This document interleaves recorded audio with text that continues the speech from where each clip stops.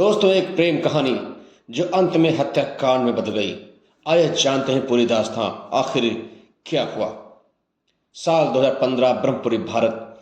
सौरभ राजपूत एक बीटेक छात्र था जो अपने दोस्तों के साथ शास्त्री की कोठी के पास अक्सर समय बिताया करता था। वहीं एक दिन गोरीपुरा इलाके की एक दुकान पर उसकी नज़र खूबसूरत मुस्कान रस्तोगी पर पड़ी। पहले एक मुलाकात में ही दोनों के बीच आकर्षण जाग उठा। दोनों ने एक दूसरे से नंबर बदले और जल्द ही दोनों में बातचीत होते होते प्यार हो गया। प्यार इतना दोस्तों गहरा था कि दोनों शादी के लिए भी तैयार थे। परिवार के विरोध के बावजूद सन 2016 में सौरभ और मुस्कान ने शादी कर ली। शादी के बाद सौरभ को लंदन में मर्चेंट नेवी की नौकरी मिल गई, जिससे उनकी जिंदगी पटरी पर आ गई। लेकिन कुछ समय बाद पारिवारिक कलह के कारण उसने नौकरी छोड़ दी और भारत लौट आया। 2019 में उनकी बेटी पीहू का जन्म हुआ। इसके बाद 2020 में सौरभ को लंदन में एक मॉल में सेल्स मैनेजर की नौकरी मिल जाती है, जिससे वह फिर विदेश चला गया। वह कभी कभार भारत आता था, जबकि मुस्कान अपनी बेटी के साथ अकेली रहने लगी। अब दोस्तों, सौरभ की गैर मौजूदगी में मुस्कान की नजदीकियां साहिल शुक्ला नाम के एक चार्टर्ड अकाउंटेंट से बढ़ने लगी। साहिल और मुस्कान के बीच प्रेम संबंध बनने लगे और वे अक्सर एक दूसरे से मिलने लगे। जब सौरभ 2023 में अचानक लंदन से वापस आया तो उसने मुस्कान के फोन में साहिल के साथ चैटिंग और तस्वीरें देख ली। जब उसने इस पर आपत्ति जताई तो मुस्कान ने उसे तलाक देने से और साहिल के साथ न रहने के लिए इच्छा जताई, लेकिन सौरभ ने तलाक देने से साफ इनकार कर दिया। 24 फरवरी 2025 को सौरभ सरप्राइज देने के लिए अचानक घर आ जाता है।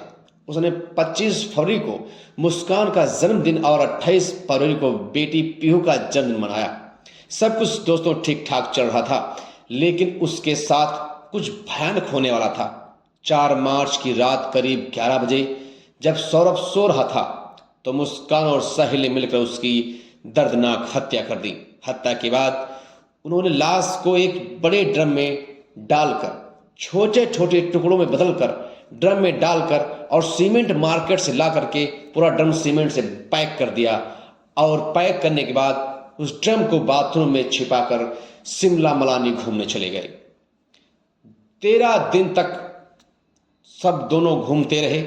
घूमने के बाद इस हत्या का मामला 17 मार्च मुस्कान और सौरभ हत्या के बाद 17 मार्च तक मुस्कान और साहिल सौरभ के फोन से उसके घरवालों से बातचीत करते रहे ताकि किसी को संदेह न हो।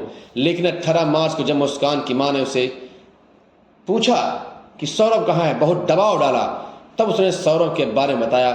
कहा वो गुस्सा में आकर के उसने कबूल किया कि मैंने अपने पति की हत्या कर दी है। दोस्तों, इतनी बात सुनते ही माँ तड़प तड़प के रोने लगी, चिल्लाने लगी और उसने जाकर के सारी समस्या पुलिस वालों को जाकर बता दी। मामले की सूचना मिलते ही ब्रह्मपुरी थाने की पुलिस जांच में जुट गई। जब पुलिस वाले घर पहुंचे तो उन्हें कोई सुराग नहीं मिला, वहां कुछ मिला ही नहीं। लेकिन मुस्कान ने बताया कि 100 ड्रम में पैक किया गया है। ड्रम पूरी तरह सीमेंट से भरा हुआ था, जिससे उसमें कोई गंध भी नहीं आ रही थी। जब पुलिस ने ड्रम को तोड़ा, काटा गया तो उसके अंदर से सौरभ की लाश मिली।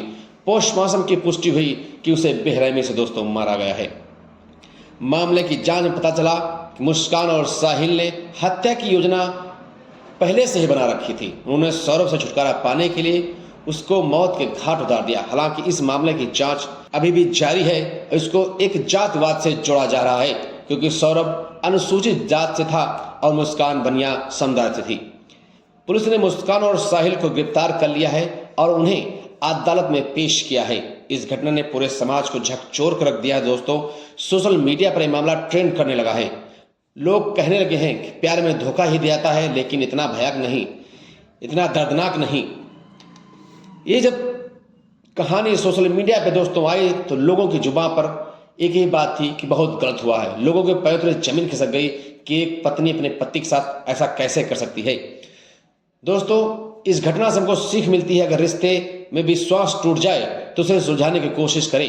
अगर रिश्ता निभाना मुश्किल हो जाए तो कानूनी तरीके से अलग हो, ना कि किसी खौफनाक कदम की ओर बढ़ें। काश सौरभ ने मुस्कान को तलाक दे दिया होता तो शायद उसकी जान